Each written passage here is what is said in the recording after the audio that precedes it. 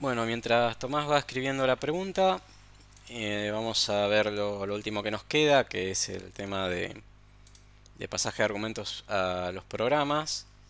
¿Vieron eso en la teoría? ¿Cómo hacer un programa que reciba argumentos, por ejemplo, como hace GCC, que recibe el menos WOL y demás?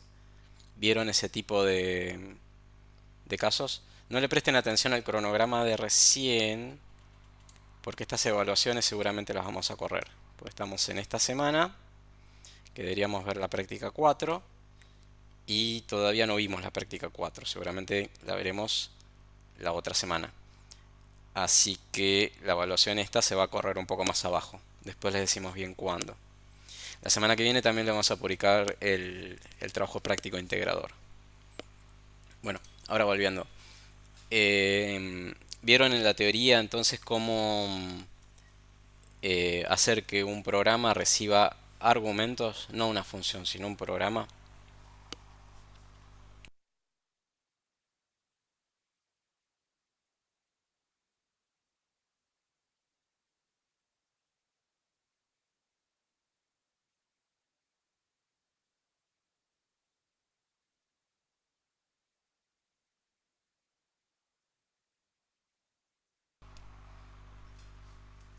Bueno, vamos a verlo.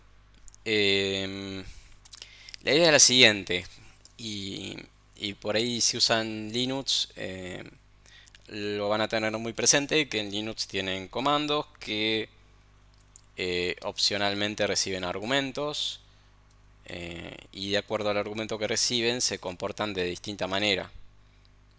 Y bueno, uno que usamos seguro siempre es GCC.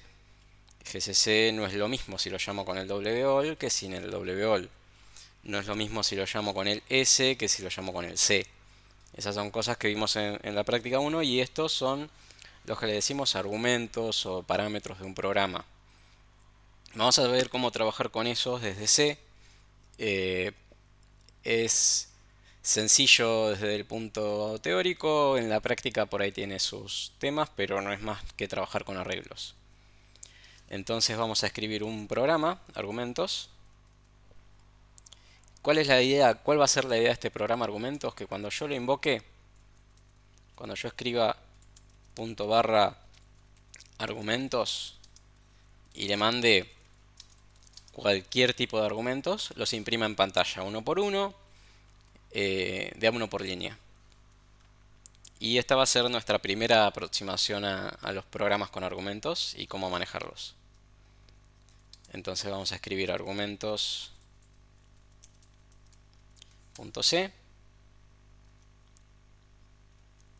Vamos a incluir stdio para imprimir.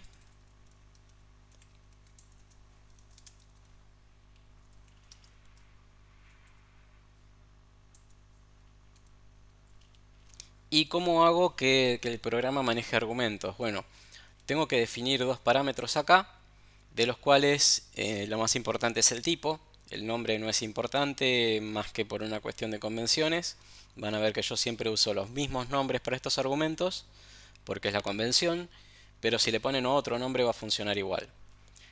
El primer argumento eh, es qué cantidad de parámetros recibió el programa. Se llama típicamente argc. Lo importante es que sea un int. Y el otro argumento que tiene que recibir el main para poder manejar los parámetros es un arreglo de cadenas que se llama argv. Así que va a ser char argv. Eh, perdón. Vamos entonces a hacer el cuerpo del programa. Primero vamos a imprimir cuántos argumentos recibió.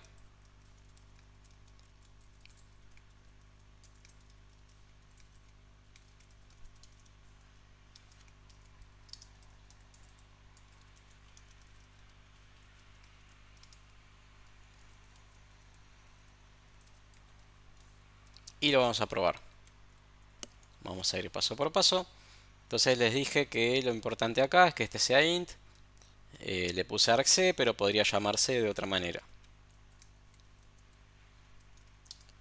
Vamos a compilar el ejemplo.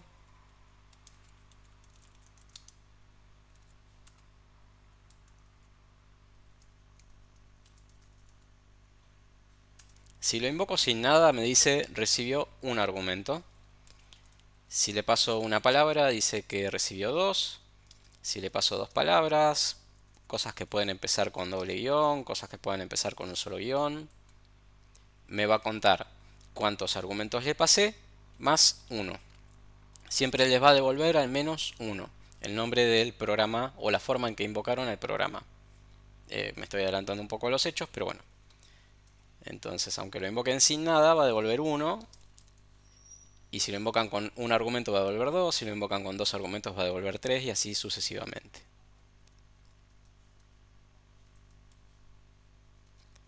Y en argv vamos a tener cada uno de esos argumentos.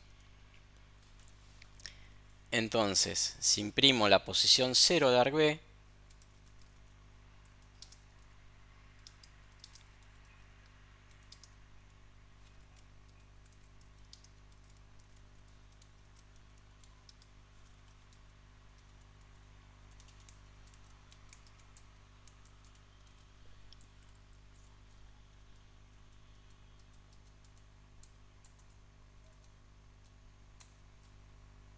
van a ver que el programa recibió dos argumentos y que en la posición 0 está punto barra argumentos.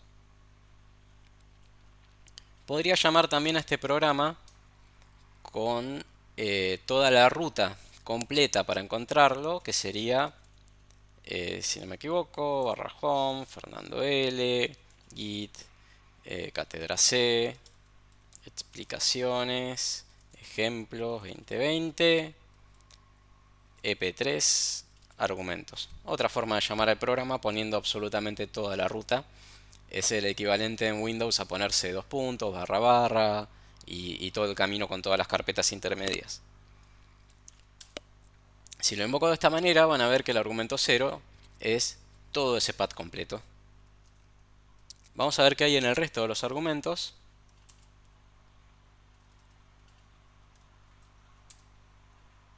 Y vamos a automatizarlo un poco. Vamos a hacer un for para ir recorriéndolo. Entonces vamos a hacer for igual 0, mientras c sea menor que arg c y más. Y vamos a ver qué hay en cada una de las posiciones.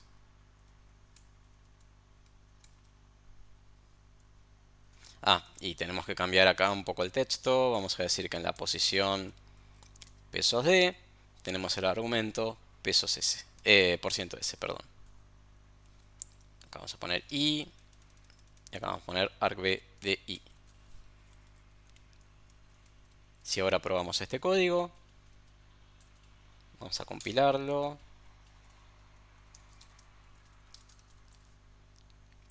Tenemos que argc vale 4, nos dice que el programa recibió 4 argumentos y que en la posición 0 está el nombre del programa y en cada una de las posiciones sucesivas están en orden los argumentos tal cual se los pasé.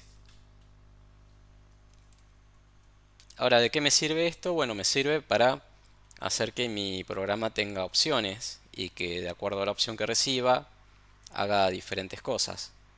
Entonces, por ejemplo, podría tener un programa que una calculadora sencilla, el ejemplo más básico, que reciba, por ejemplo, si el programa se va a llamar calculadora, que reciba un operando, un operador, otro operando y haga la operación. Para eso tendría que tomar este valor de acá, que es una cadena, convertirlo a número, este valor de acá, verificar qué operando es, que sea un operando válido, y este valor de acá también verificar que sea un número. ¿Se entiende lo que quiero hacer ahora? Quiero hacer un programa calculadora que reciba argumentos al ser invocado, no desde teclado, sino al ser invocado cuando yo ejecuto el programa, y que de acuerdo a esos argumentos haga una cosa u otra. ¿Se entiende esto?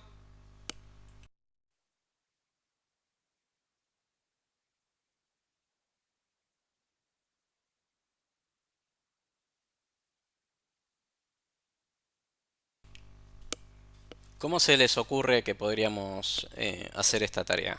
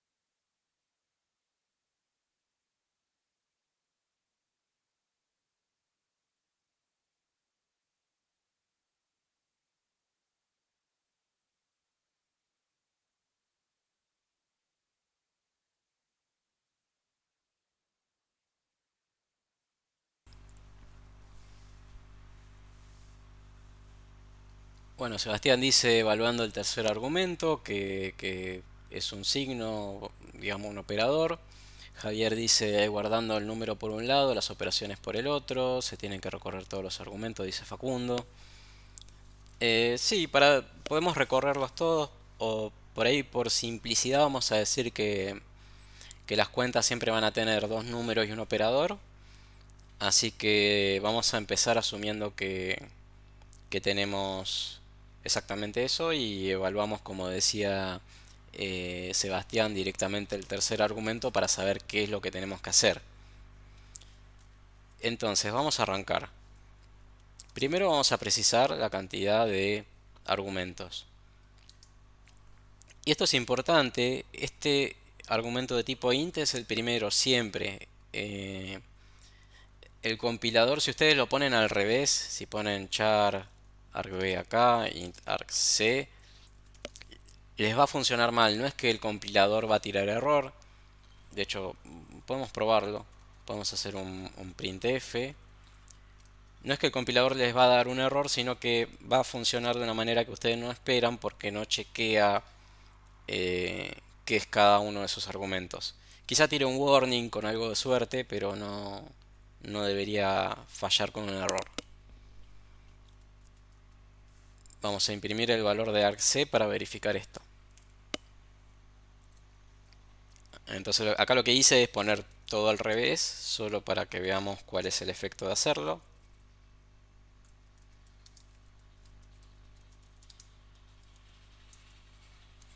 Ven, me tira una advertencia, pero compiló e imprime cualquier cosa. Porque en lugar de recibir en el segundo argumento, aunque yo lo declare como int, lo que está recibiendo es un puntero. Está recibiendo este puntero. Y acá donde debería haber un puntero, está recibiendo un int. Eh, entonces acá lo que tenemos que tener en cuenta es que tenemos que respetar en qué orden van estos argumentos. El nombre lo pueden cambiar, se puede llamar, no se los recomiendo, pero lo pueden cambiar. Se puede llamar cantidad y este se puede llamar argumentos. Y eso va a funcionar. Lo importante es el tipo y en qué orden están. Entonces si lo volvemos a compilar ahora con el nombre cambiado, pero con el orden correcto, ven que funciona bien.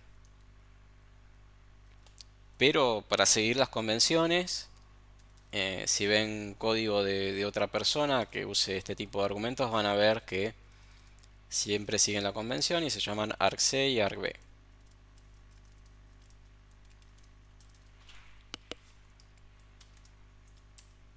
Entonces, ¿qué tendríamos que verificar?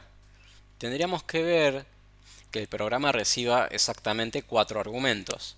¿Por qué? Porque tiene que recibir el nombre del programa, los dos números que queremos, con los que queremos operar y el operador. Entonces vamos a chequear que argc sea exactamente 4. Si no es 4, vamos a devolver un error. Por ahora vamos a hacerlo así, que no muestre un texto en pantalla, sino que devuelva un error numérico solamente. De hecho, podemos ponerlo así, ya que es cortito, eh, y no nos ocupa la pantalla, no tenemos que poner llaves. Lo otro que tendríamos que hacer es intentar leer de alguna manera, convertir lo que hay en el argumento número 1 a número. Porque si se acuerdan, esto se invoca punto barra calculadora, número, operador, número. Así que lo siguiente va a ser tratar de obtener ese número. Vamos a hacerlo por el momento con una función que quizá no sea la más adecuada, pero nos va a servir por ahora. Vamos a ver la ayuda de esa función.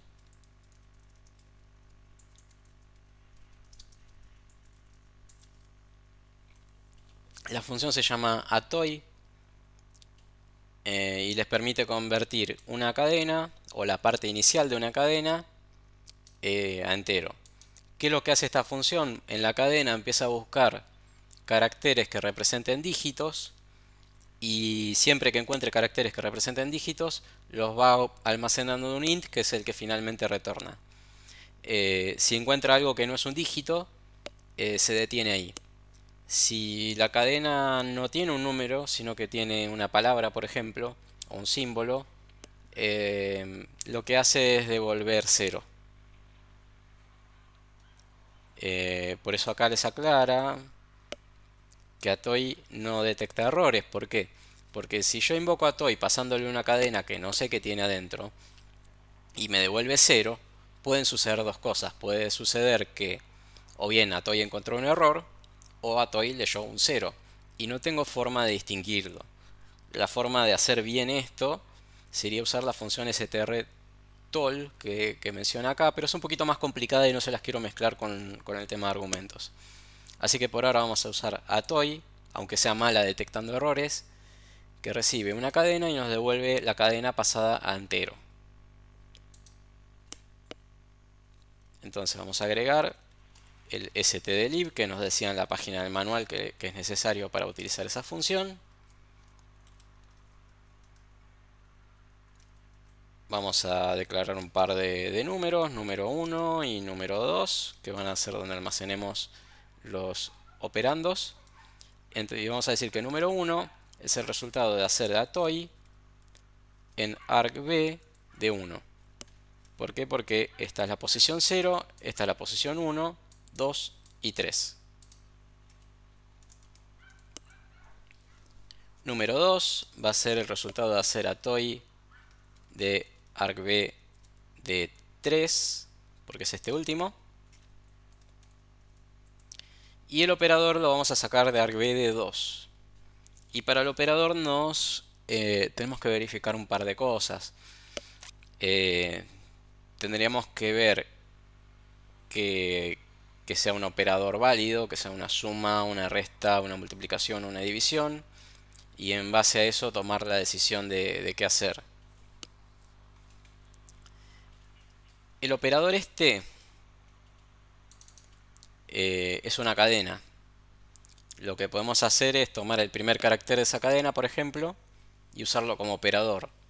Y después vamos a ver si eso es una buena decisión o no. Entonces, vamos a crear una variable de tipo carácter para hacer que el código sea un poco más legible. Le vamos a poner operador.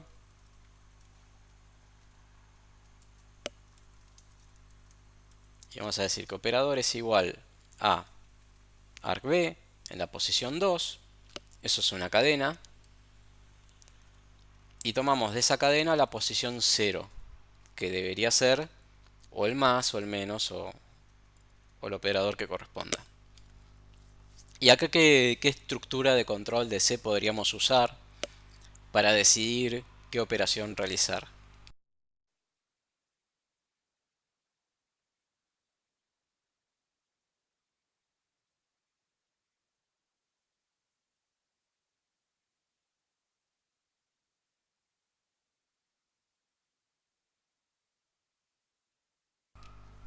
Ah, perdón, dice Facundo, como dijo Tomás, sí, Tomás antes había dicho de usar un switch. No había leído ese chat. Exactamente, la forma que vamos a abordar para este ejemplo sencillo va a ser un switch, porque simplemente tenemos que comparar un carácter. Así que vamos a hacer switch de operador y vamos a tener cada case del switch, por ejemplo va a ser el más, y en ese caso vamos a crear una variable más que me faltó, perdón, que sería el resultado. Resultado. Entonces si viene un más resultado, va a ser igual a número uno más número 2. Y acá tenemos que poner el break para que no siga entrando los keys que queden abajo. Y el resto de los keys van a ser bastante parecidos, así que voy a copiar un poco. Vamos a tener el menos,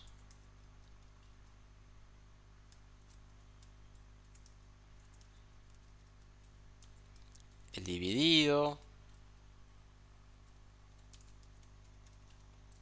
y el producto. Por último, vamos a imprimir ese resultado.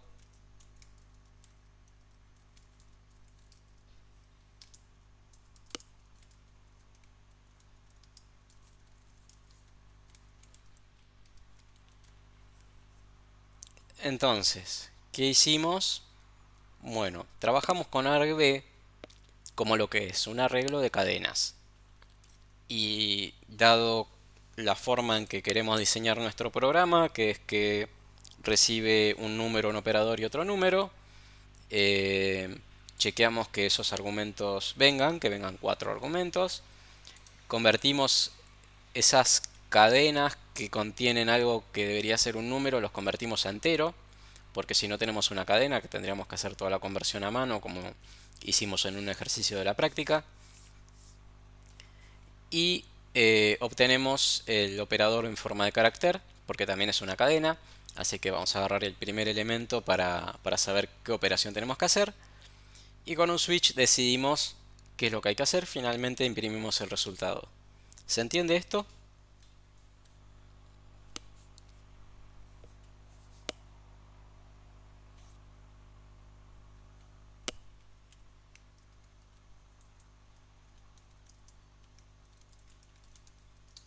Vamos a compilar.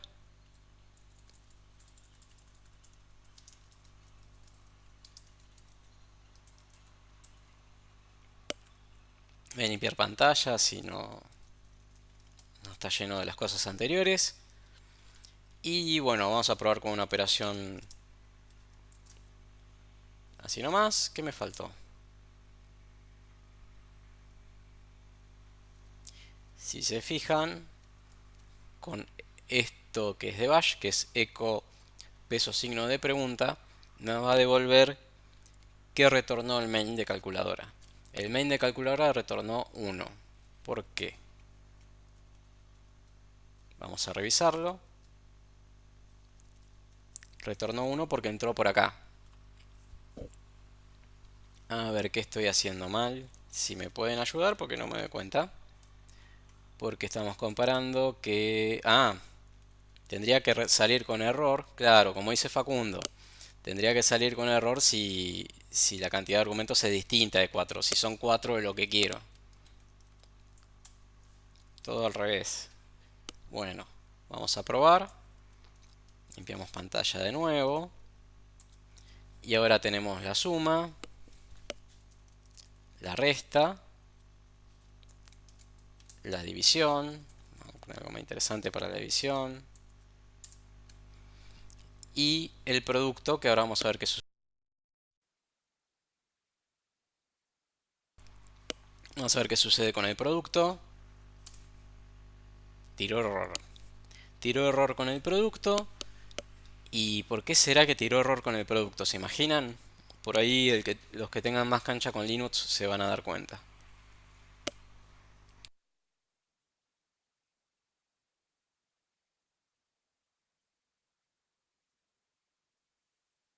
Si verificamos, salió como la otra vez, salió con un 1 el main. Por eso acá me lo marca en rojo, tengo un plugin que hace eso.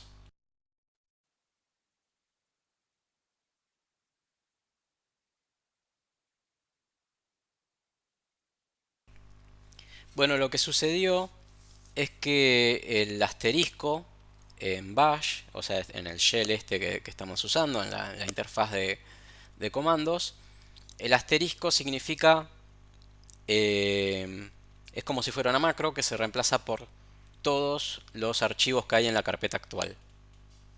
Entonces cuando yo pongo calculadora 20 asterisco 3, ese asterisco se reemplaza por un listado con todos los archivos separados por espacio. Lo podemos verificar con nuestro programa anterior, argumentos, que imprimía sus argumentos. Si pongo 20 por 3, van a ver que, bueno, en la posición 0 tengo argumentos, en la 1 tengo 20, y después en el medio tengo los nombres de los archivos de esta carpeta. ¿Se entiende esto? El asterisco para el shell, para la línea de comandos de Linux, significa todos los archivos de la carpeta actual. Y la forma de evitarlo, bueno, una es la que dice Tomás, es poner una barra invertida antes del símbolo para sacarle ese significado y que le pase simplemente el carácter asterisco a nuestro programa. Vamos a visualizarlo con el programa de recién. Si ponemos la barra invertida funciona bien, recibe el asterisco. Otra forma sería poner comillas, que pueden ser dobles o simples, y así vamos a tener realmente lo que queremos en el programa. Entonces, si en la calculadora ponemos 20 barra invertida asterisco 3, vamos a ver que ahí sí funciona la cuenta.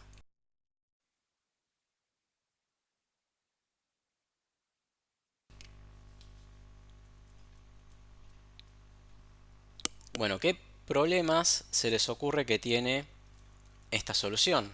¿Se les ocurre que tenga alguna falla o algún posible problema en algún escenario?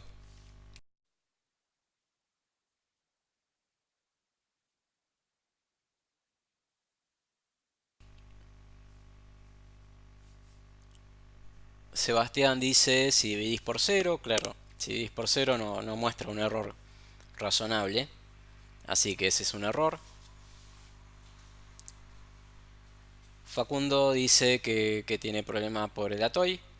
Sí, exactamente por el atoy. Si recibiera algo que no fuera un número, me va a devolver cero.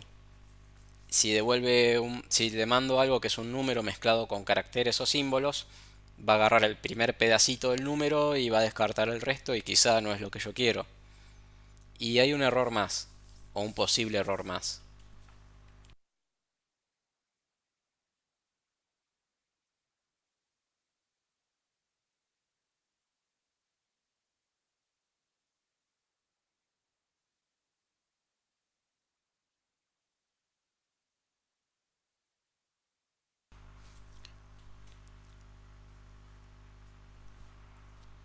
Lo otro que puede suceder es que en el operador le mande una cadena de varios caracteres.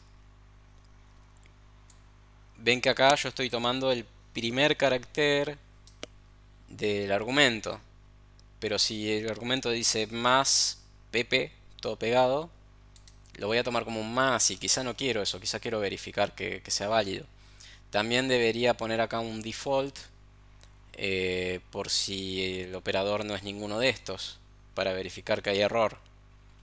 Eh, no lo vamos a hacer para la demo, todo esto, porque llevaría mucho tiempo, pero es importante que lo tengan en cuenta de hacer todas esas verificaciones. Eh, lo que vamos a hacer ahora es, vamos a pasar a otro tema, vamos a combinarlo un poco con el pasaje de argumentos, eh, pero vamos a empezar a trabajar el tema de listas, vamos a ir progresivamente con eso. ¿Tienen alguna duda de esto? Em, a ver, estos argumentos los recibe el main y solamente el main. La forma es declarando un parámetro int, donde van a venir el número de argumentos, el parámetro char asterisco asterisco, donde van a venir las cadenas con los argumentos en sí. Si lo quiero hacer el procesamiento de los parámetros en otra función, puedo hacerlo, puedo hacer una función auxiliar e invocarla desde main pasando esos argumentos para que la función lo trabaje. Por ejemplo, puedo tener procesar, que en este caso va a ser todo el trabajo, pero bueno, podría ser un preprocesado de los argumentos y devolverme una variable que me indique qué es lo que tengo que hacer, por ejemplo. Entonces lo que puedo hacer es en procesar poner, por ahora lo que voy a hacer es poner toda la funcionalidad solo para mostrarles cómo hacerlo.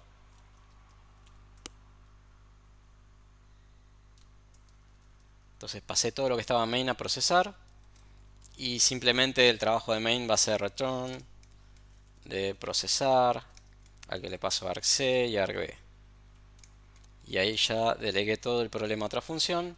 Lo único que me falta acá es retornar un 0 si está todo ok.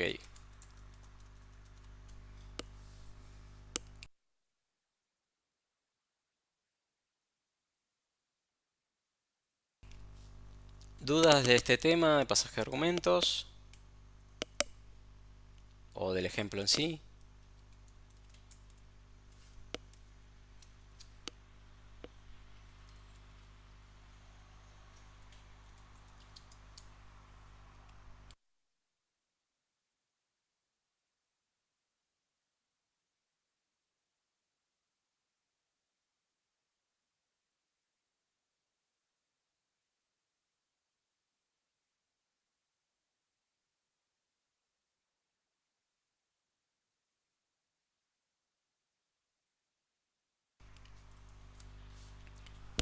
Bueno, acá me van a tener que ayudar porque no sé, en primer año, en ADP y demás, ven el tema de listas enlazadas por casualidad en Java, en Pascal o en lo que usen hoy en día.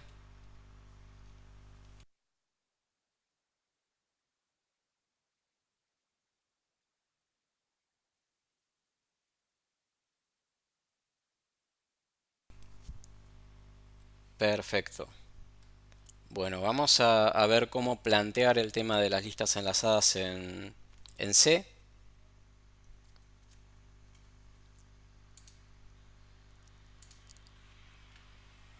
Si,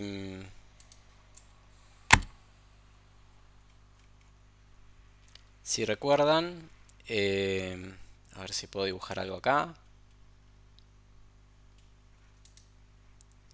Para las listas enlazadas teníamos como una estructura donde tenían un puntero,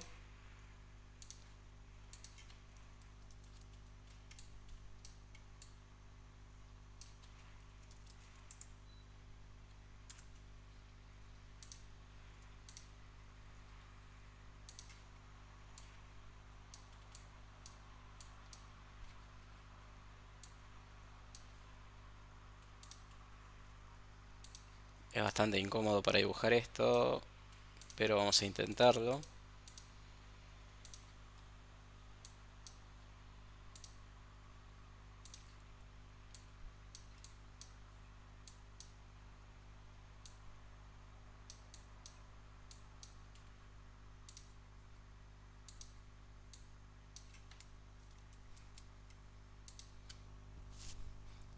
Teníamos una estructura de esta forma. Teníamos una variable, por ejemplo, lista, que era un puntero. Y el tema de la lista enlazada era hacer que eso, ese puntero, apunte a alguna estructura de datos que tenga dos campos. Un campo va a ser un dato que puede ser un número, una cadena o lo que sea. Y el otro va a ser otro puntero que puede apuntar a otra estructura similar. En Pascal les decían record. ¿Lo vieron en Pascal o en Java? A las listas enlazadas. En los dos. Bueno, vamos a hacer la analogía con Pascal porque es más cercano a lo que es el lenguaje C, pues son lenguajes procedurales, pero creo que se van a dar idea por los dos.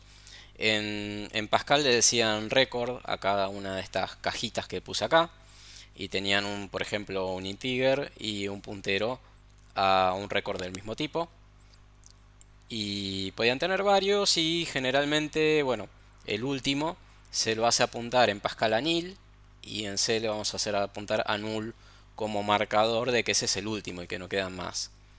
En C los records tienen otro nombre que me lo estoy mezclando a cada rato, que es el struct. Así que vamos a ver en C cómo hacer esto. Les voy a compartir pantalla.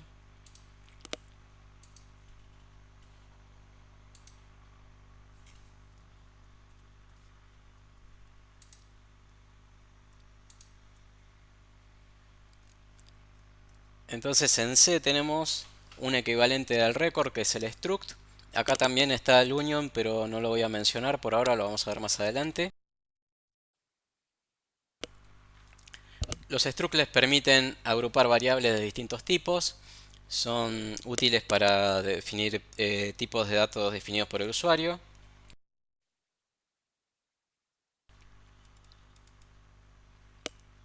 Y la forma de declarar la lista enlazada podría ser algo, por ejemplo, como acá arriba, tener un struct nodo lista con el dato y el puntero a otro struct nodo lista. Vamos a verlo más, en más detalle de ahora, no se preocupen.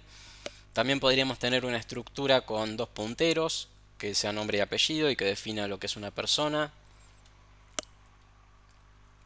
Eh, Podemos usarlo de distintas maneras. Podemos decir, para usarlo, por ejemplo, podemos poner struct y el nombre que le ponemos arriba. Por ejemplo, acá dice struct nodo lista. Ponemos struct nodo lista y el nombre de la variable que queremos definir.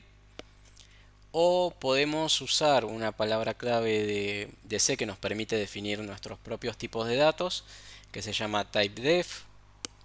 Y en ese caso nos ahorra el poner el struct.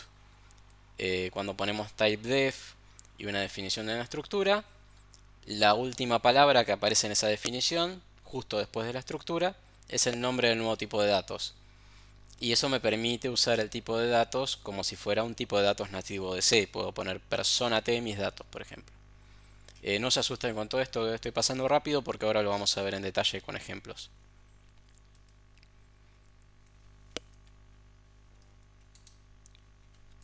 Entonces, vamos a definir esa estructura persona. En la teoría no vieron struct, ¿no?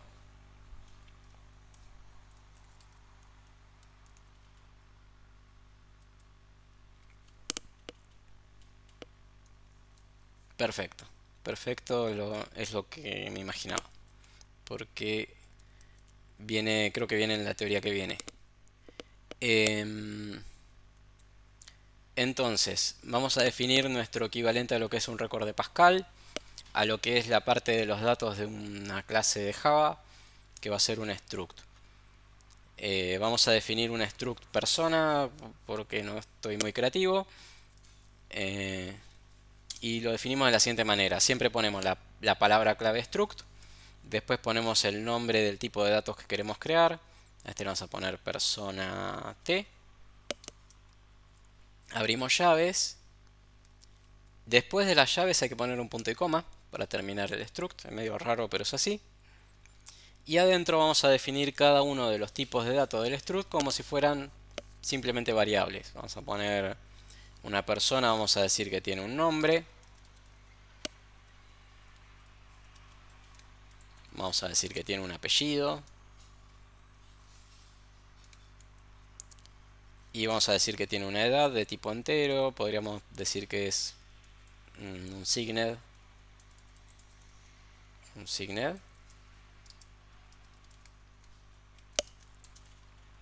Y ahí tenemos ya nuestro tipo de datos persona.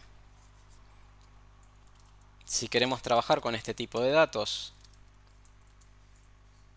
simplemente si queremos crear una persona cualquiera, podemos decir struct persona t. todo esto es el tipo de datos. Tipo de datos son dos palabras ahora. Vamos a ponerle Pepe. Y si queremos cargar esta estructura con información, podemos usar las funciones de cadena, por ejemplo, que ya vimos. Y decir que el nombre de la persona, Pepe.nombre, es Pepe. Y que el apellido Pérez. Y le podemos poner una edad.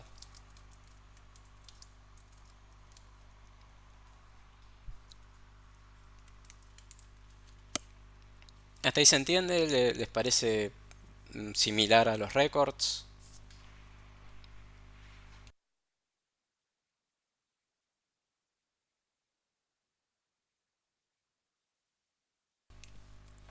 Sí, sí, se ve bastante parecido. El concepto es el mismo, de hecho. Em, Podemos definir arreglos de structs también. Eh, ¿Cómo se imaginan que se declara un arreglo de 5 personas?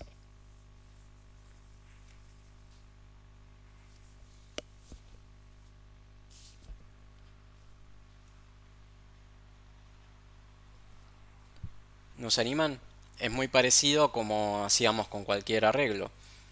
Para definir un arreglo de 5 personas ponemos struct persona t.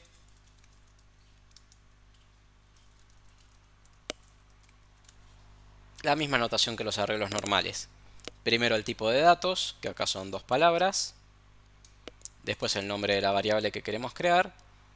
Y entre corchetes la dimensión del arreglo. ¿Hasta acá vamos?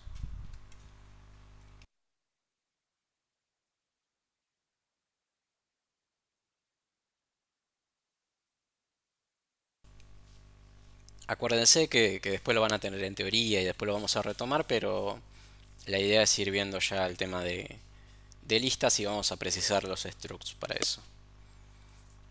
Otra cosa que vamos a precisar para ver las listas van a ser trabajar con punteros a structs. Eh, ¿Alguien se anima a escribir en el chat cómo sería una variable p que apunta a una persona?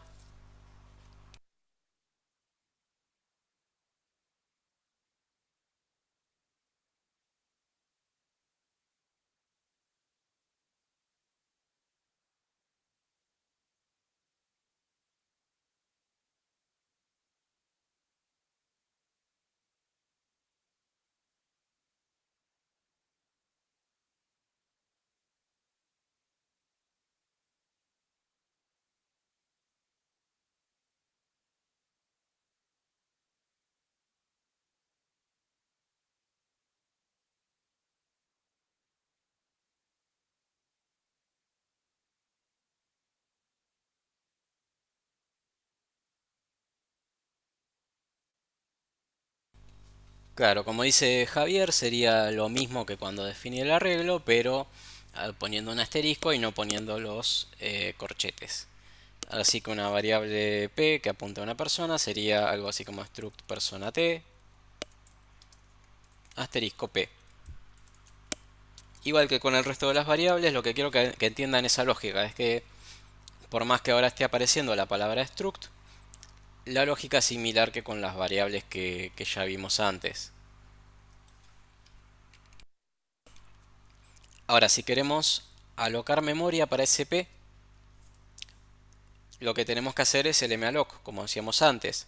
Entonces, si queremos alocarle espacio para después cargar datos, podemos hacer un malloc de cuántos bytes como ocupe un struct persona t. Entonces ponemos malloc de sizeof struct persona t, donde antes poníamos, por ejemplo, el sizeof de un int, ahora ponemos sizeof de la estructura. Y ahora, para acceder a los campos de esta estructura, tenemos dos notaciones. Una es parecida a la que ya usábamos con los punteros normales. Si yo quiero desreferenciar P, es decir, acceder a su valor para poder acceder, por ejemplo, al nombre de la persona o a la edad para ponerle una edad, lo que puedo hacer es, entre paréntesis, ahora van a ver por qué, poner asterisco P.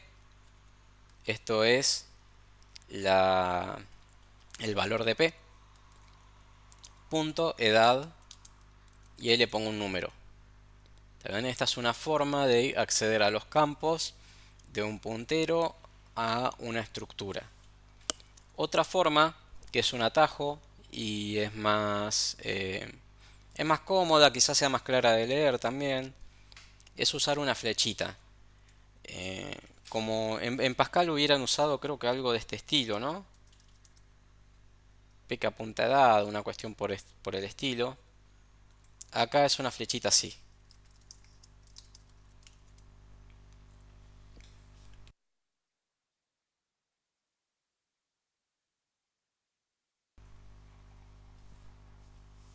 Esas dos líneas, la línea 19 y la 21, hacen exactamente lo mismo, salvo por el valor que le puse.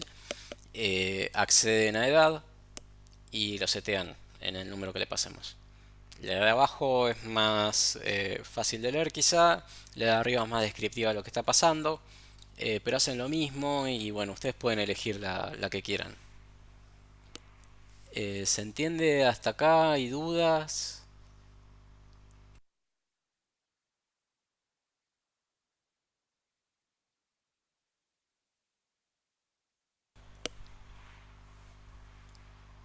Vamos a hacer un pasito más que es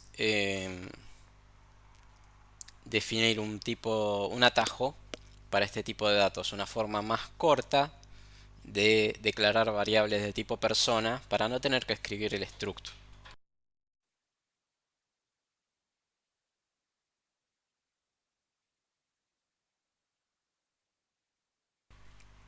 Lo que podemos hacer, entonces, como para poner un atajo, es usar el operador o sí, el keyword de C, typedef.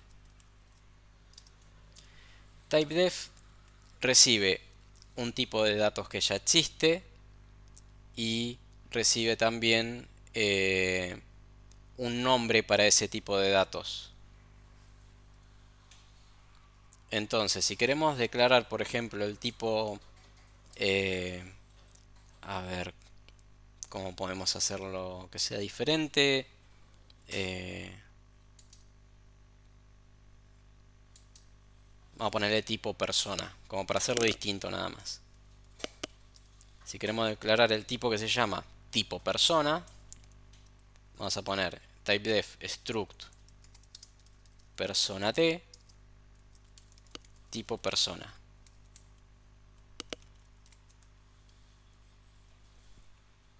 Eso nos permite, en vez de poner struct persona t, nos permite poner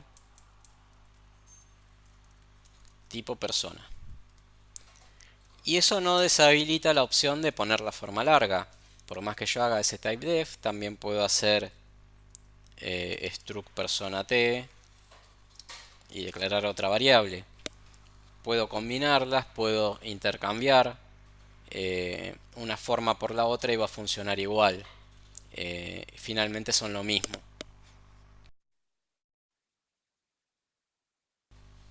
¿Se entiende el tema del typedef? Otras formas más sencillas por ahí en las que puedo usar el typedef sería decir, por ejemplo, quiero definir, en vez de int, le quiero decir número. Entonces puedo hacer typedef int número. Y eso me permite usar número como tipo de datos.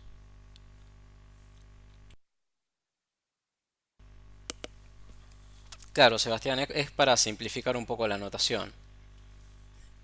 También puedo usar, estaba viendo si tenía el micrófono mutado, también puedo eh, hacer que un tipo de datos sea un puntero. Puedo decir typedef int asterisco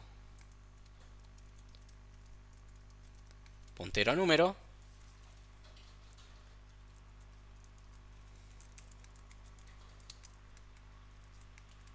Y ahora P, tenía otro P más abajo. B, vamos a ponerle. Ahora B es un puntero a int. Entonces a B le puedo asignar la dirección de memoria de A, por ejemplo.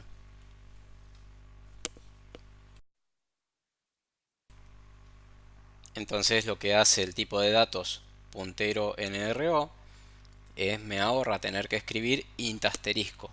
Como tipo persona me ahorra tener que escribir struct persona t. Bueno, esto va a servirnos como base para definir el tipo de datos lista enlazada.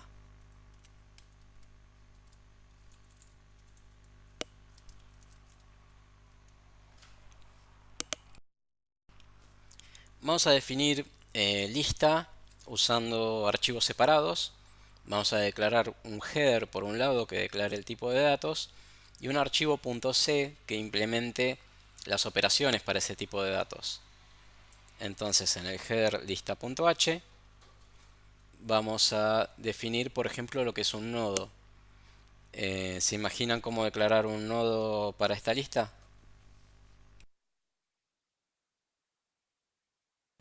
Un poco se los spoileé en la presentación. Un nodo va a ser una estructura. Si queremos hacer que sea una lista de enteros, vamos a suponer. Entonces un nodo va a ser struct nodo.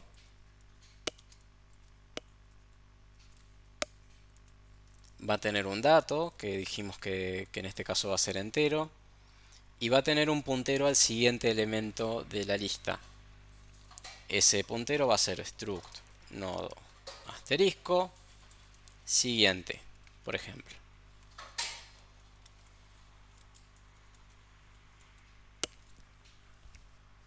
Si quiero para el resto del programa tener una forma más corta de declarar cosas de tipo nodo, para no hacer líos tan largos como este, lo que puedo hacer es typedef struct nodo y para distinguirlo un poquito vamos a ponerle nodo t. Ahora nos falta definir qué es una lista. ¿Qué es una lista?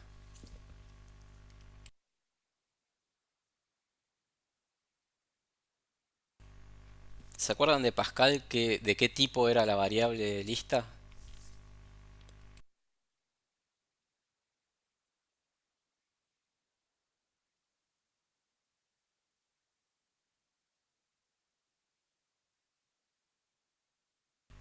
Como dice Tomás, sería un puntero a nodo.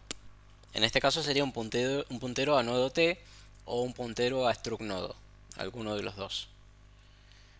Vamos a ponerle un nombre a ese tipo de datos. Si bien ustedes podrían usar, podrían en un programa, por ejemplo, vamos a ponerlo, esto no va acá, pero vamos a ponerlo así. Podrían decir, bueno, mi lista en realidad es un puntero a nodo t, eso es válido, pero es más prolijo y nos va a ser más fácil entender el programa y desarrollarlo si declaramos un tipo lista. Y si la lista, si la variable nuestra, es directamente de ese tipo, que no es puntero a nada, es una lista es una lista. Cómo está implementado es otro problema.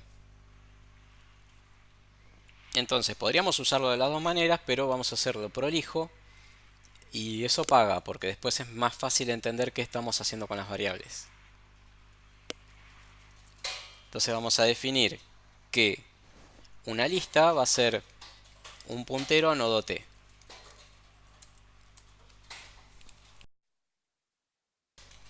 Y después tenemos que definir un par de operaciones para la lista.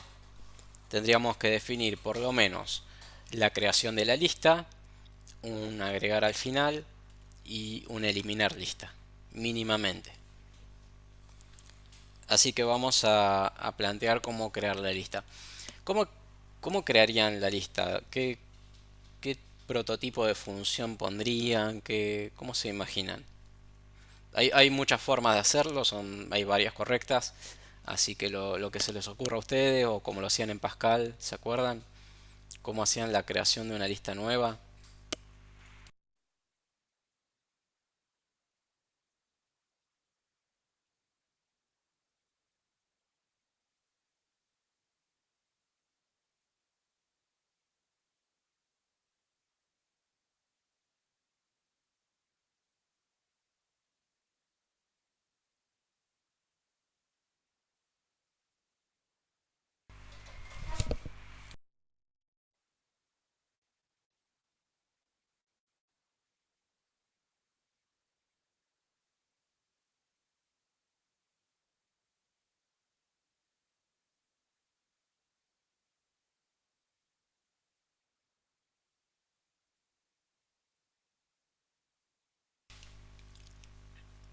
Bueno, lo que dice Facundo, por ejemplo, es hacer new lista.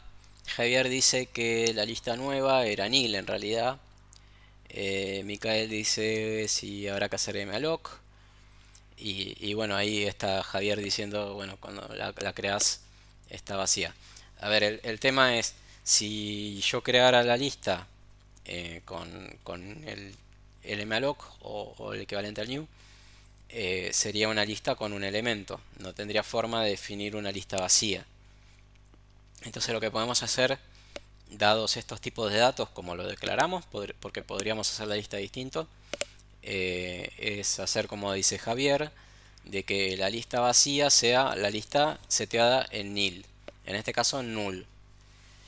Lo más prolijo sería tener una función que haga eso por nosotros, así el usuario de esta librería, digamos entre comillas, para manejar listas, no tendría que saber cómo está implementada la lista, simplemente sabe que tiene una variable de tipo lista y que para crearla tiene que llamar a una determinada función que la inicializa.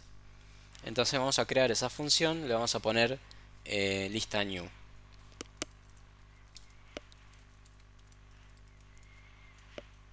¿Qué parámetro debería recibir la función lista new?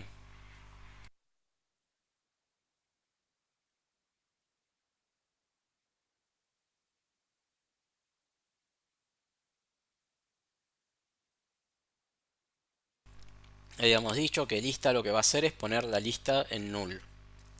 ¿Qué parámetros precisaría?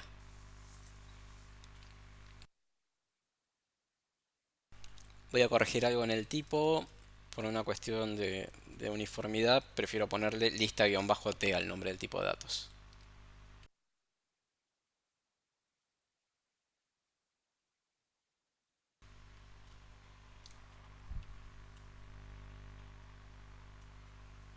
Facundo dice el dato, pero la quiero inicializar vacía. O sea, ponerle el null. ¿Qué argumento recibiría? ¿Qué tipo tendría ese argumento más importante?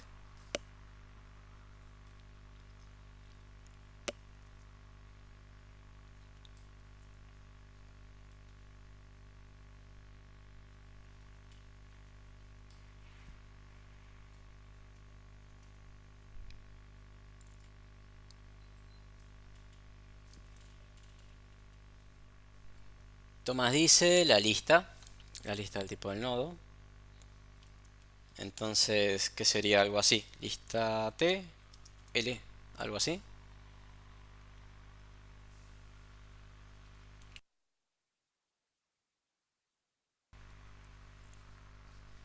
Vamos a dejarla así, vamos a ver qué es lo que sucedería. Em, Voy a partir pantalla, así al ladito escribimos ya el, el archivo .c.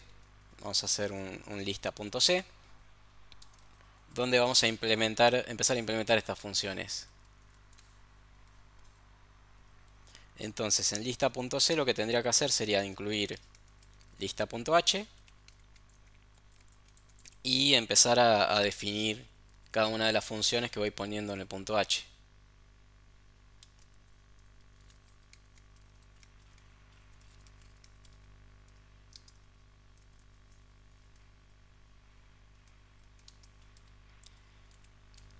Y acá para poner esta lista L en null, eh, tendría simplemente una asignación, ¿no?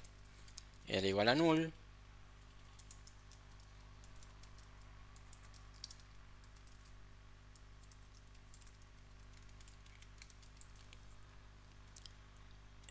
Escribí mal acá.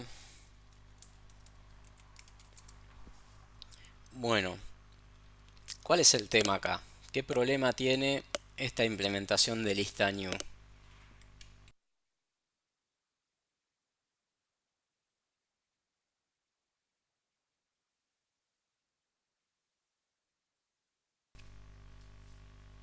Sebastián dice que no se está asignando espacio, pero dijimos que, acuérdense, dijimos que la lista eh, tiene que estar inicialmente vacía. Así que para ponerla vacía la ponemos en null, como hacían en Pascal. En Pascal las ponían en nil, bueno, esto lo que hace es ponerla en null. Pero de todas maneras, en esta implementación hay un problema, hay algo que no funciona.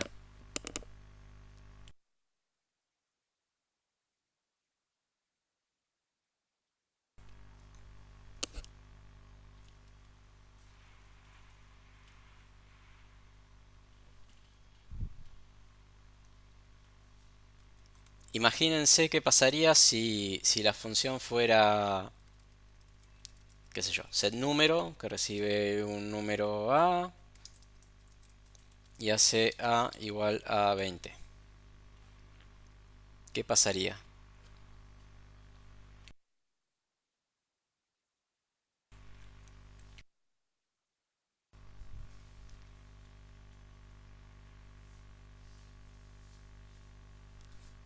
Entonces, Tomás lo que dice es, no, en el caso de ser número, tendría que poner asterisco, tendría que poner int asterisco A, tendría que recibir un puntero a. ¿Por qué? Porque los argumentos en C pasan por copia. Y si quiero modificar algo, lo que tengo que pasar es la dirección de memoria de ese algo que quiero modificar. Entonces, si tengo que modificar L, que es de tipo lista T, eh, ¿qué tipo de datos tendría que pasarle a la función? Claro, como dice Tomás, asterisco L. Ah, creo que lo había dicho antes y no lo había leído yo. Eh, si quiero modificar una variable de tipo X, tengo que pasar la dirección de memoria de esa variable de tipo X que va a ser de tipo X asterisco. Acá lo que quiero modificar es una lista T, así que tengo que pasar un puntero a una lista T. Y para setearle un valor la tengo que desreferenciar. Tengo que poner asterisco L es igual a null. Lo mismo que tendría que haber hecho en el caso del int. Entonces volvemos acá. Y en nuestro new vamos a tener que... Ahora va a recibir un puntero a L. Ahora vamos a hacer el append sería. O sea, agregar al final de la lista. ¿Qué prototipo tendría esta función? Es decir, qué tipos de datos recibiría y qué tipos de datos retornaría el append de una lista.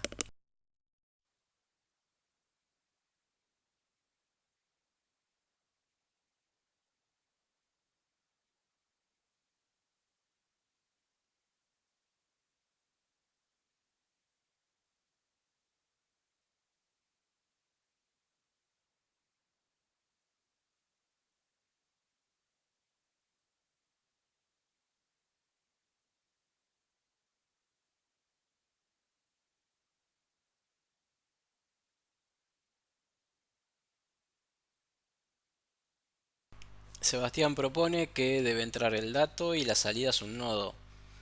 Mm, y en el append en realidad habría que modificar la lista. Claro, como dice Tomás, recibe la lista y el dato. Javier dice, profe, el tipo lista no es ya un puntero, entonces estaría trabajando con un puntero a punteros, ¿no? Se confunde un poquito. Sí, la verdad es que sí. El tipo lista es un puntero a un nodo. Eh, y acá estamos trabajando con punteros a punteros. Por eso les dije que está bueno declarar los tipos con typedef, porque imagínense lo que sería esta declaración de acá. Voy a escribirla abajo a esta declaración. Si no tuviéramos este typedef, si no hiciéramos este typedef, lista new tendría esta forma. Sería lista new destruct nodo, o vamos a usar nodo t para simplificar, asterisco asterisco l. Y ahí estaríamos pensando punteros a punteros. Y para implementar eso también tendríamos que tener eso en cuenta y es un poco un lío. Por eso em, está bueno definir estos tipos de datos más abstractos como lista y tratar de tener ese proceso de pensar, bueno, yo recibo una lista, ¿la voy a acceder en solo lectura o la quiero modificar? Bueno, si la accedo en solo lectura, recibo ese argumento, ese tipo de datos así como viene. Si la quiero modificar voy a tener que recibir un puntero a eso. Y me olvido qué es lo que hay atrás. Trato de no pensar en que eso ya es un puntero, porque si no es un lío y es un poco enloquecedor. Entonces, en el append, volviendo a lo del append, como dijo Tomás, recibiría la lista y el dato y podría recibir como la salida la lista. Bueno, vamos a hacerlo de esa manera. Entonces tendría que el append,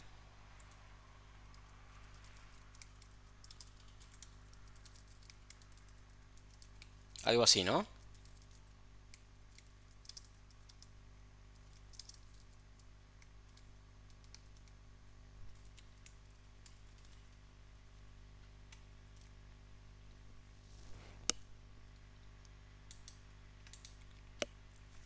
Y la implementación para ese append tendría que, bueno, recibir lo mismo.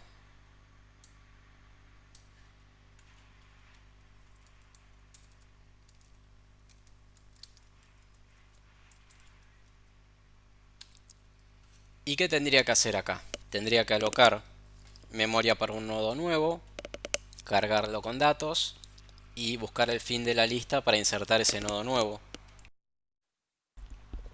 Entonces vamos a definir un nodo nuevo. Acá me voy a tomar la libertad de ponerle que es esto.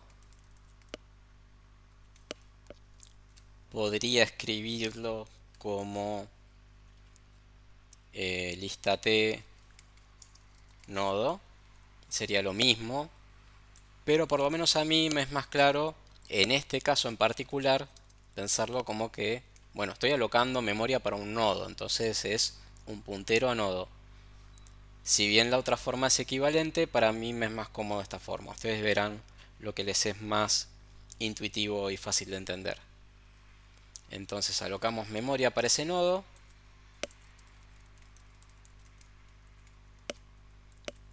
¿Cuánta memoria alocamos? Bueno, podemos alocar o el sizeof de struct nodo o el sizeof de nodo t, porque son lo mismo. Así que vamos a poner sizeof nodo t. Voy a achicar un poco la parte del header, así entra mejor esto. Y después cargamos el nodo con el dato que llevaría. Y acá es donde usamos la notación de flechitas. Nodo es un puntero en struct. Entonces en vez de usar punto usamos la flechita para acceder a los campos. Y para acceder al dato le ponemos que nodo que apunta a dato es igual a dato. Y que nodo que apunta a siguiente es igual a null. Ya puedo ponerle eso porque este que estoy creando va a ser el último elemento de la lista. Así que el siguiente de ese va a ser null siempre. Ahora tendría que empezar a recorrer la lista para insertar el nodo nuevo. ¿Y acá qué casos tengo? ¿Qué casos tendría en la inserción de lista respecto de L?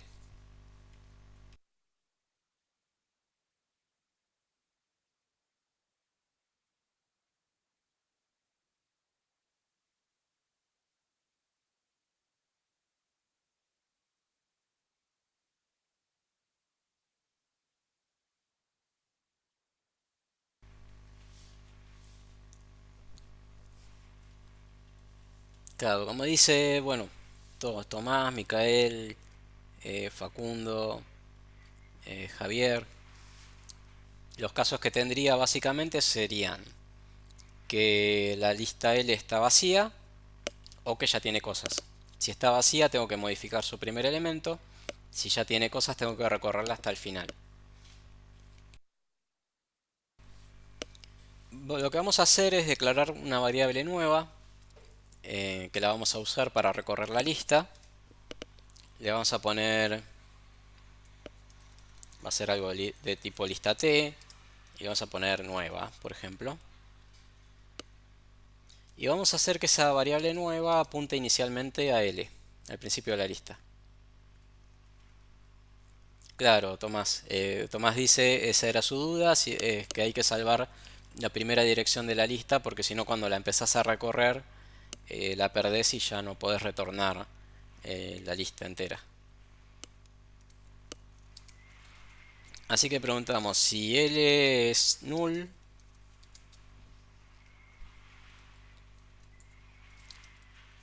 lo que podemos hacer es, eh, podemos decir nueva es igual a nodo, porque se puede, porque nueva es de tipo lista y nodo es un puntero a un nodo. Y como la lista es un puntero a un nodo, acá sí me tengo que acordar qué era. Puedo hacer esto y puedo retornar nueva. O directamente puedo hacer return del nodo. Perdón, puedo hacer return del puntero al nodo. Esto es válido. Si no fuese igual que null, bueno, como adentro de este if ya hice el return, puedo poner acá suelto, no preciso poner else, que es lo que se haría si L no es null. Es decir, si llego a este if y L es null, retorna el nodo como primer elemento de la lista. Y ya está, terminó la función. Y si llegué hasta acá, hasta después de la llave del if, es porque L no era null. Entonces tengo que recorrer. Y lo que voy a hacer es, mientras el nueva sea distinta de null, ir avanzando. Es decir, nueva es igual a nueva que apunta a siguiente. Cuando esto salga, nueva va a ser igual a null. Y voy a haber llegado al final de la lista. Y eso significa que tendría que haber insertado el elemento nuevo antes de esa iteración. Así que me voy a tener que guardar, en cada paso de ese while me voy a tener que guardar el elemento anterior. Voy a tener que crear una nueva variable auxiliar. Vamos a crearla por acá arriba.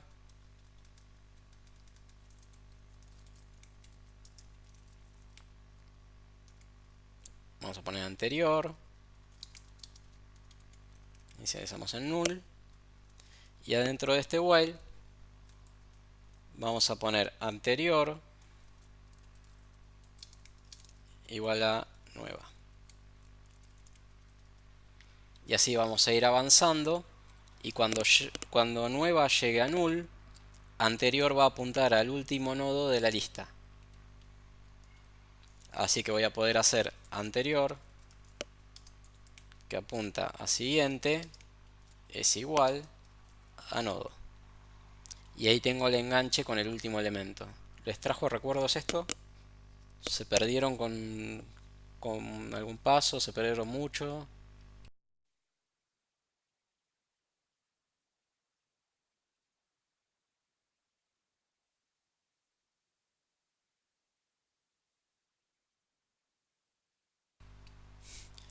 Tomás dice, uff, que supongo que es que pasaron muchos temas juntos.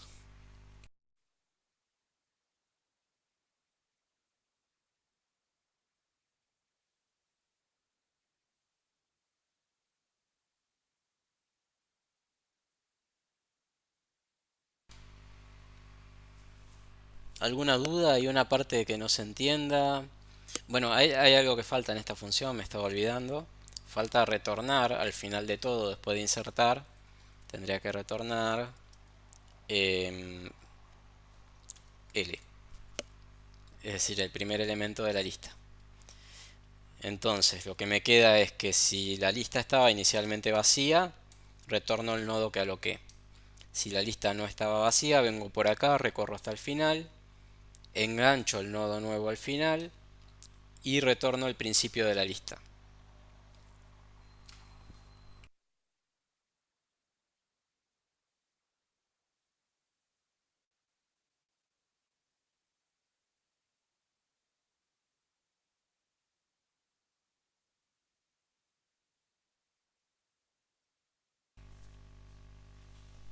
anterior se debería ir actualizando y debería ser el último elemento hasta el momento de la lista. Pero en el while se va actualizando en cada iteración.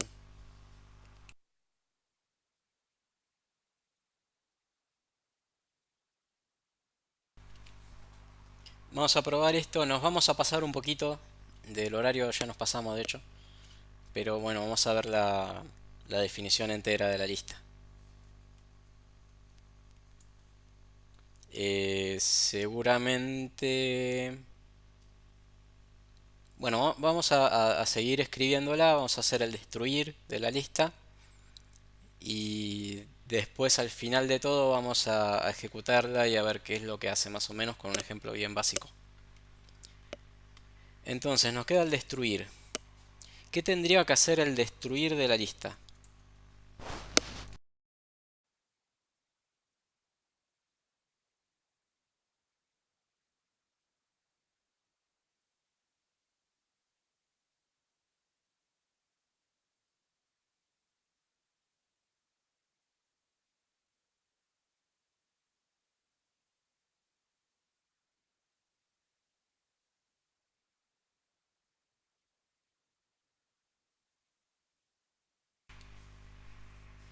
Tomás dice un free, Facundo dice un free de cada nodo. Exacto, hay que hacer un free de cada nodo. Hay que ir recorriendo la lista y liberando la memoria de cada elemento de esa lista. Entonces, ¿qué prototipo tendría la función? Vamos a ponerle lista destroy.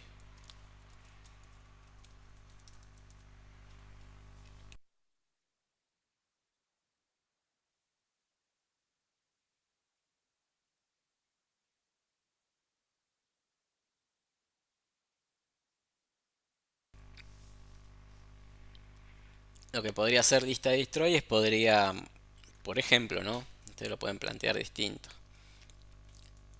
Podría retornar una lista vacía. Si no quieren, no, es algo que se me ocurre a mí que puede ser útil. Y puede recibir por copia una lista que es la que se va a destruir. Entonces se destruye la lista que recibe como argumento, devuelve una lista vacía. Parecida a la lógica que usamos con el append. Otra forma de hacer tanto el append como el destroy sería que retornen void y que reciban un puntero a un lista t y lo modifiquen. Es exactamente lo mismo.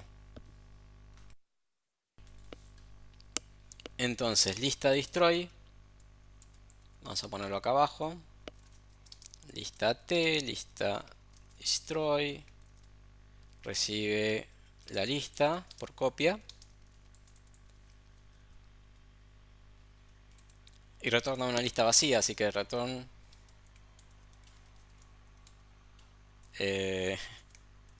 bueno, return null. Una lista vacía es null, retorna una lista vacía. ¿Y qué es lo que hace entre medio? Bueno, va a tener que ir recorriendo todos los elementos de la lista e ir haciéndoles un free. Así que vamos a precisar una variable auxiliar para recorrer la lista. Lista t actual, vamos a ponerle. Inicialmente lo vamos a setear en L. Y vamos a decir, mientras actual... vamos a precisar también una anterior. Vamos a poner anterior y actual. Mientras actual sea distinto de null, vamos a hacer que anterior sea igual a actual, muy parecido a la inserción, y que actual sea igual a actual que apunta a siguiente. Así vamos avanzando, pero dijimos que hay que hacer un free, en cada nodo hay que hacer un free. Entonces lo que voy a hacer es, una vez que adelanté el puntero, hice que actual apunte al siguiente, ya no tengo referencias a la posición anterior, así que ya le puedo hacer free, lo puedo borrar. Puedo hacer free de anterior.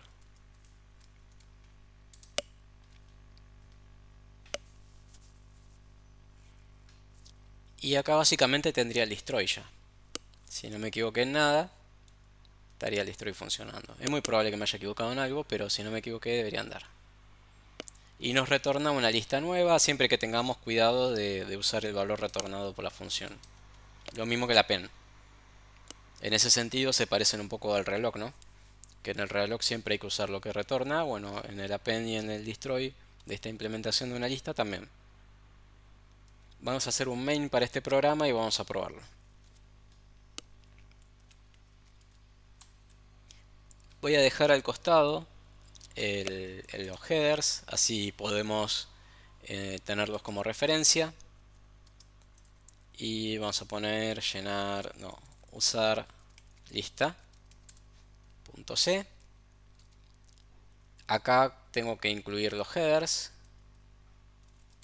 Tengo que incluir lista.h. Podría incluir, por ejemplo, también stdio para imprimir en pantalla no, no tengo nada que imprimir en pantalla porque hasta ahora le pusimos cómo crear la lista, cómo insertarle elementos, pero no pusimos cómo recorrerla. Bueno, vamos a recorrerla de una forma un poco desprolija, por ahora. Vamos a poner entonces el include stdio.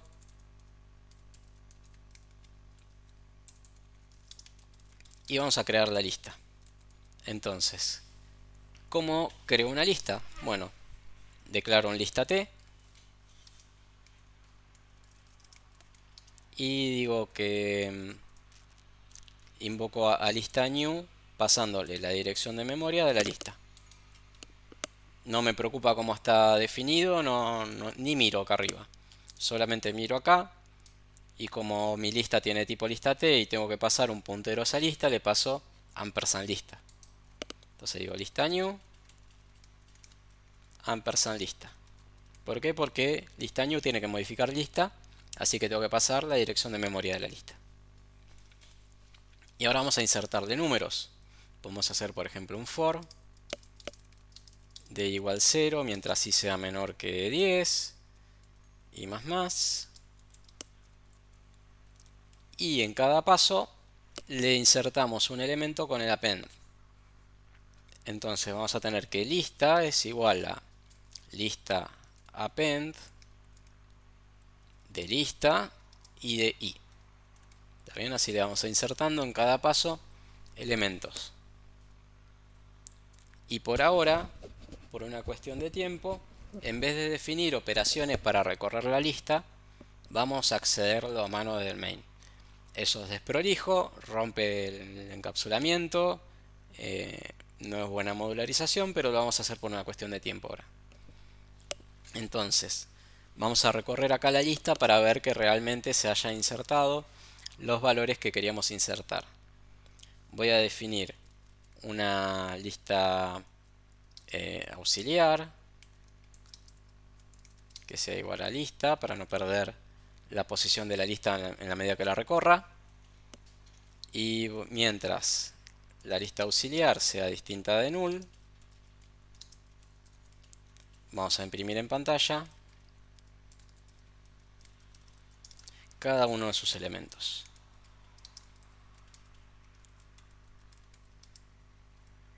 Donde el elemento de la lista, ¿cómo lo accedo?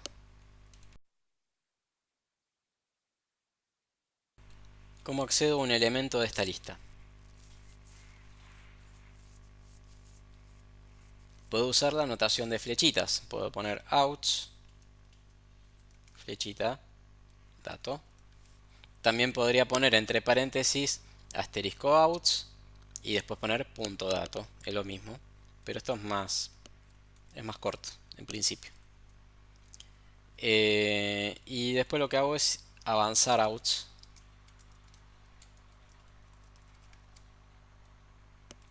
Finalmente lo que tendría que hacer, como les reforcé mucho en la última explicación, es todo lo que aloqué memoria, tengo que liberarlo, así que tendría que llamar a lista destroy. Y eso recibiría la lista que ya tenía Y para modificarla dijimos que íbamos a retornar una lista vacía, así que hago lista es igual a lista destroy.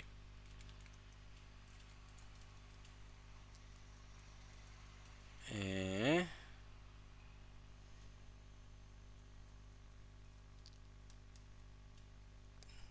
Acá algo me mandé. Lista. Bueno, vamos a ver. Vamos a compilar y a ver qué sucede. Entonces, creo la lista nueva, le inserto elementos, siempre teniendo cuidado de guardar la versión actualizada de la lista. Eh, Creo una variable auxiliar para recorrer la lista, la voy recorriendo elemento a elemento. Esto es desprolijo, pero por ahora vamos a hacerlo así. Y finalmente destruyo la lista. Vamos a guardar y a compilar. ¿Se acuerdan cómo compilar un programa de esta naturaleza que tiene dos archivos .c?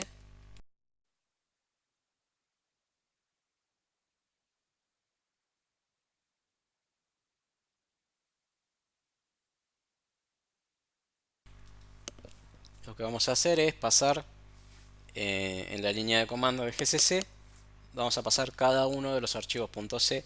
De esa manera GCC va a compilar cada uno de forma independiente y después los va a enlazar, los va a link editar y nos va a convertir, nos va a generar un solo binario que se va a llamar usar lista en este caso, eh, con el código combinado de ambos archivos. Entonces vamos a poner lista.c y usar lista.c en cualquier orden. Y tenemos algunos errores que surgieron. Eh, por ejemplo, en la línea 30 de lista.c dice que estoy usando un tipo de datos desconocido. Y si quise poner lista T, sí, es que puse lista L. Bueno, vamos a abrir el lista.c.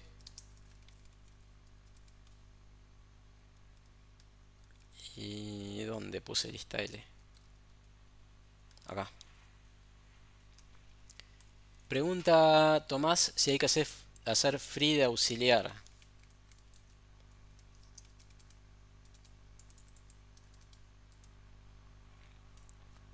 Auxiliar es un puntero que inicialmente apunta al principio de lista, pero no aloco memoria aparte para auxiliar. O sea, auxiliar simplemente lo uso para tener una pista de por dónde estoy parado, pero apunta a los mismos nodos que son de la lista y que libero después con el destroy. Entonces no precisaría hacer free al auxiliar. En todo caso, capaz que lo puedo poner en null por prolijidad, por si el programa sigue y lo quiero reutilizar.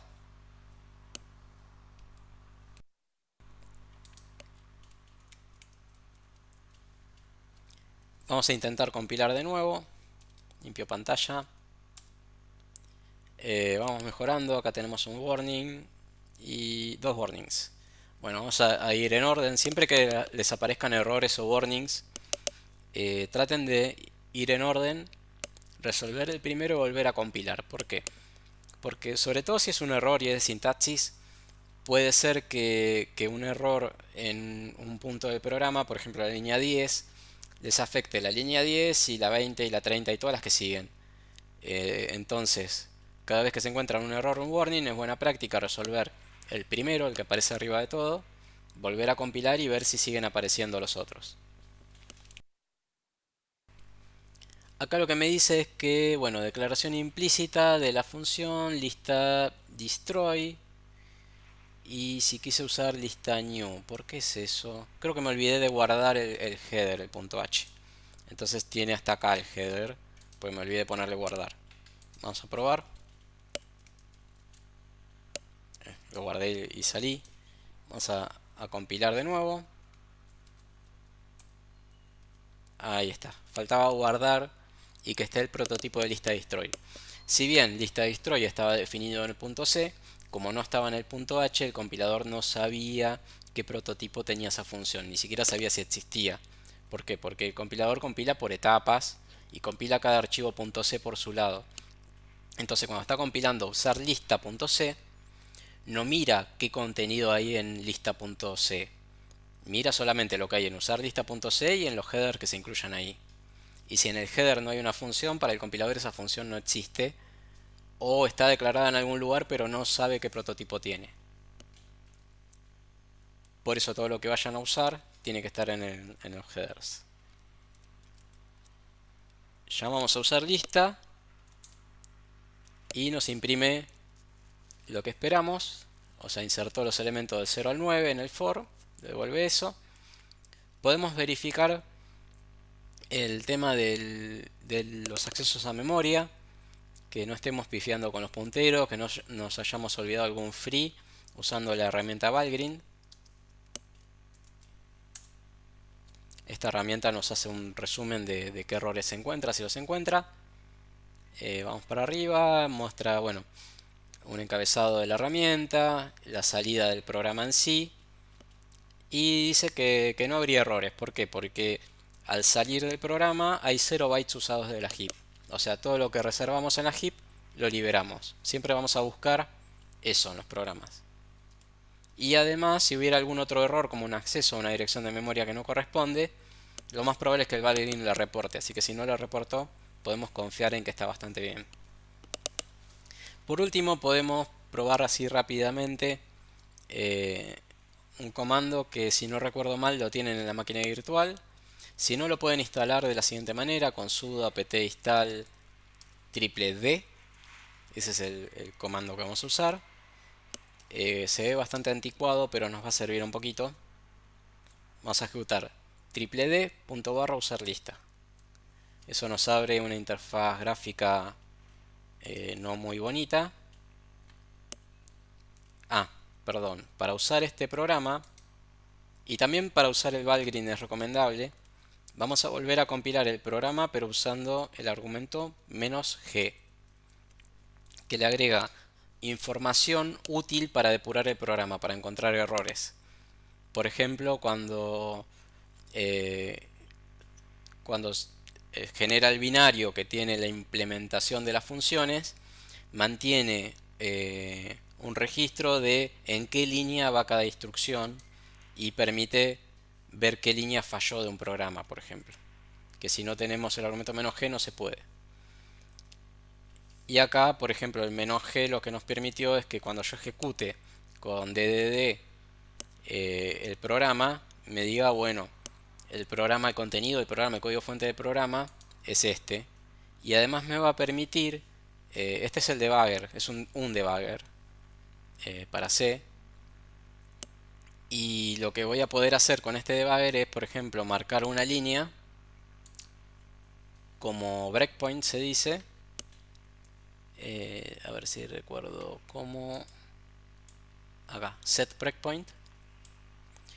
Y esto lo que va a hacer es que me va a permitir pausar la ejecución del programa y, por ejemplo, visualizar cómo se va armando lista. Vamos a poner también display lista, botón derecho en la variable y display lista. Y vamos a poner run. Run va a empezar la ejecución del programa, lo va a ejecutar hasta este punto donde pusimos el breakpoint que aparece con la marquita, y después ahí se va a pausar. Entonces ejecuta hasta el breakpoint. Parece que tengo que poner display de nuevo, a ver. Display lista, ahí está. Entonces, acá arriba me muestra una representación gráfica, entre comillas, de cómo está formada la variable lista, y me dice que lista vale 0. Claro, lista es un puntero, es un número, y está inicializada en null en este punto. O sea, la ejecución está en este punto donde está la flechita verde. Y hasta acá, antes de hacer el primer append, lista vale 0. Vamos a poner continue cont para que haga una iteración más del for y vuelva a parar en el próximo append. Ahora, después de ejecutar el for una vez, lista tiene otro valor numérico que empieza con un montón de 5, no importa. Y si hago clic ahí en el valor numérico de lista, recuerden que lista es un puntero, doble clic, me muestra el nodo. Me muestra que hay un nodo que en el dato tiene un 0 y en el siguiente tiene un 0. Vamos a ejecutar otro paso del programa, continue, y ahora se ejecutó un segundo append, así que en siguiente se cargó la dirección de memoria de un nuevo nodo. Si hago doble clic, me muestra que ese nuevo nodo en dato tiene un 1 y en siguiente tiene 0. Bueno, y así sucesivamente pueden ir viendo cómo se va formando la lista con este debugger, siempre y cuando le pongan un break en un punto que más o menos tenga sentido. Le ponen run la primera vez y después ponen continue para que se ejecute nuevamente hasta un nuevo breakpoint. En un programa pueden haber varios breakpoints. Acá tengo uno dentro de un for, o sea que se va a cortar la ejecución del programa en cada iteración, pero podría agregar uno acá, por ejemplo, donde quisiera. Como les dije, lo tienen instalado en la máquina virtual y si no, lo pueden instalar con sudo apt install ddd. Bueno, esto es todo por la explicación de hoy. ¿Tienen alguna duda, alguna consulta? Les voy a subir el ejemplo igual para que lo tengan en el foro.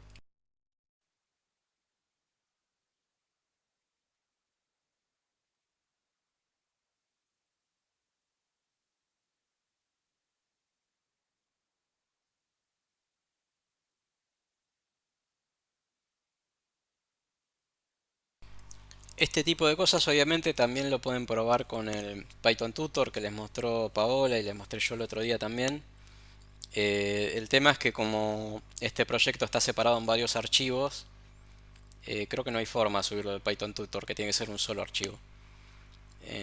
Para un proyecto más grande, por ahí conviene usar el DDD. Quizá haya otra herramienta para visualizar un poco más vistosa o fácil de usar, pero la que conozco es esta.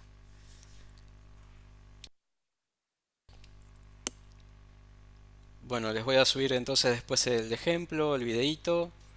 eh, y bueno, seguimos un ratito más por si tienen alguna consulta.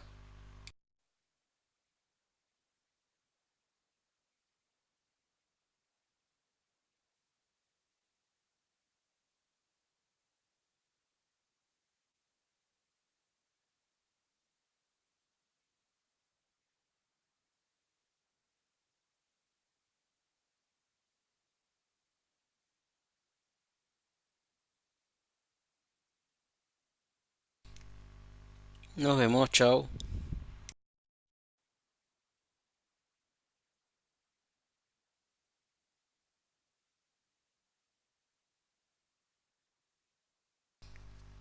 Chao Javier, hasta la próxima.